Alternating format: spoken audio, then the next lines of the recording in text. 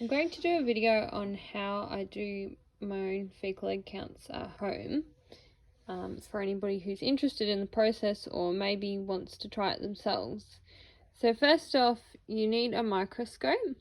So it needs to be able to magnify it to ×100.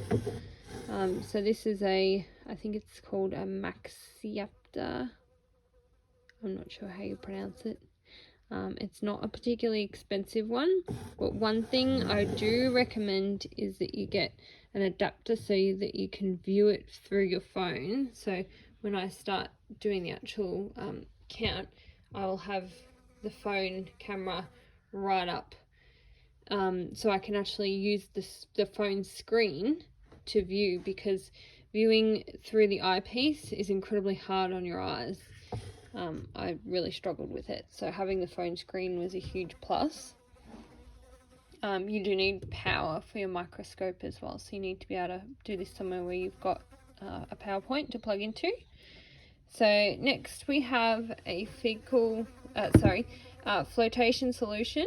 So flotation solution is made up of water and Epsom salts, and it's made so the water is heavy and the eggs will float to the top once you mix the manure in with the solution. Basically you can do an exact amount, or you can just have a liter of water and just keep adding Epsom salts until they stop dissolving, and then that's the water's taken up as much Epsom salts as it can, and you're left with a heavier water. So a specimen cup to mix your flotation solution and your fecal sample. Some tweezers, I use these for putting the sample in and also for mixing. A pipette for collecting your egg sample and putting it into your slide. I have a clean syringe. So ideally you'd have a 30 ml syringe, but I've only got 25. So for the process you use 26 ml of flotation solution and 4 grams of manure. So I just have to do 1 full syringe plus 1 ml. So a McMaster slide. Where's the writing? It's hard to see in the phone. I think you can see that. So these slides are quite expensive, but they're really important to have. You can't just go and look under any slide. You need to have the chambers, so you know in the chambers that gives you exactly 1 gram. So then you know how many eggs you have per gram. So these are about $50, I think, from memory.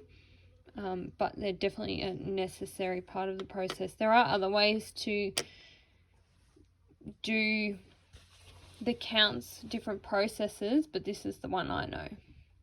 And also I've got some good kitchen scales that have down to single grams, and you can use the tare, so you can put your cup on, press tare, and then add your solution, so you're not getting a different weight. You want to be really accurate with this, so you're getting the same result each time.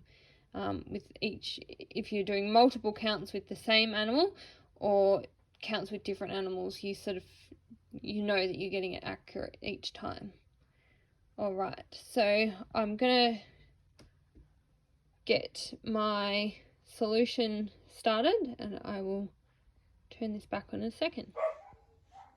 So I've mixed up my flotation solution. I weighed it on the scales and I made sure I've got 30 milliliters of flotation solution to 4 grams of manure, and then I'm just breaking it up with my tweezers to make sure all of the eggs can be released, and then we let that sit for more than 3 minutes and no more than 10 minutes. and then we'll come back to it and we will put it in the slide. So the next step is to fill the slide. So using the pipette, you push the air out of it first, and you want to try and get a section that doesn't have too much bits of grass and that in it. The trick with these is to squeeze the fluid down to the end, and then using the wrong side so you don't get air bubbles, and then just fill your slide till the grid is completely full, and then select another bit from another side of the jar,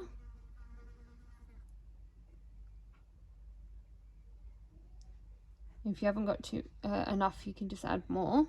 So again, squeeze the air bubbles out, and then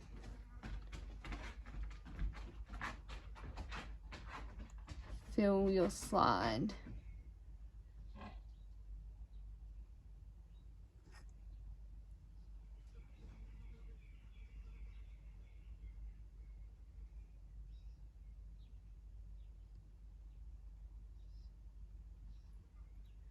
If you do get air bubbles, I often just poke them with a pin, or sometimes they'll just pop by themselves like that one did. But if you've got too many, you can start over too if you feel like I just put one in then because I was talking and not concentrating. Okay, so that looks pretty good. I'll put this slide ready to go, and then I'm just going to wash my pipette really quickly before I start because I don't want it going yucky. Right, so we've just brought the microscope into focus, and we're focusing on air bubbles. So air bubbles are the very round black with that little white dot in the middle. Air bubbles are going to be floating at the same height as your stronger legs. So I've had a look through a few grids of this sample already, and I haven't found anything. And I'll just show you. So a lot of this is just debris. You can see some of these larger bits they're grass. You can see the structure of the grass in them. And so same with this little bit to the small grass.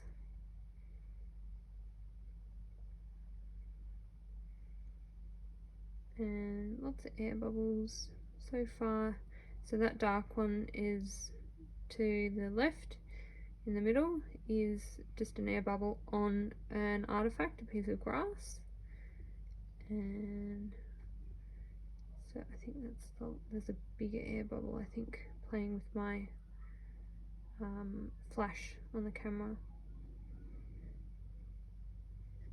So I'm going to take a photo of this section and just double check what those circles are next to the air bubbles. And then, because they're not stronger legs, but they could be something, so we'll just check. And I'll just check with my vet, and there's some good parasitology groups on Facebook. I'm perfectly easy at finding strong owls, but I'm not so great on some other things. I'm not sure what that is. We'll check that one too. It's funny that you find these things, you find nothing, and then you might find a few things in a row. Let's get back. I have not found any stronger legs yet.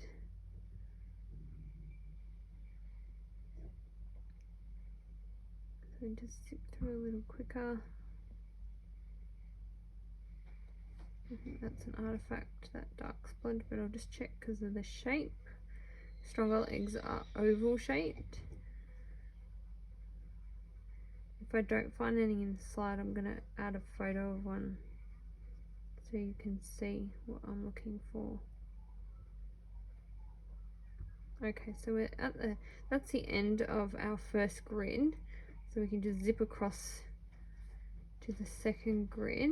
That's the, I hope I'm going the right way, yes. So we'll just move across until we get to the green line again, and then start moving down. So I'm still seeing nothing in here. That would mean we would need to worm this pony at this time of year. It's summer. It's a wet summer, but she was wormed coming into spring. Or early spring, I think it was, because we do get very wet here.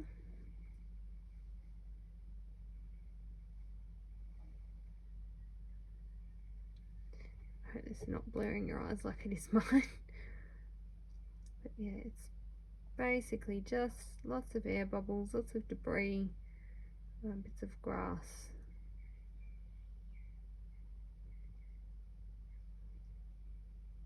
It's interesting to see the difference when you do this on horses that are mostly on hay. Bubbles has had mostly grass for about a week.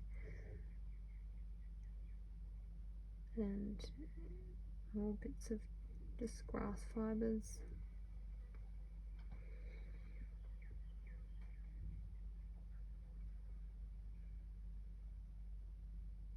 Alright, so I'm going to finish looking at this, but so far there's nothing to show. So I will, if I find anything, I'll turn the video back on. If not, I will just post a photo and show you what I am looking for this with the Strongyle eggs. And if you want to learn to do this yourself, I'm thinking of doing a little in-person thing, and I learned by evidence-based worming online has everything you need. They don't sell microscopes, but they sell all of the information and the slides needed to do this, the master slides. So I highly recommend jumping on the website because it's full of information too on what to worm with, what times of the year, doing fecal egg counts, and insisted Strongyles, all the important things that you need to know to keep your horses healthy. Alright, I will hopefully not video any eggs in here. Oh, that's not an egg, that's a seed. I'm going to take a photo for interest's sake. Alright, thanks for watching.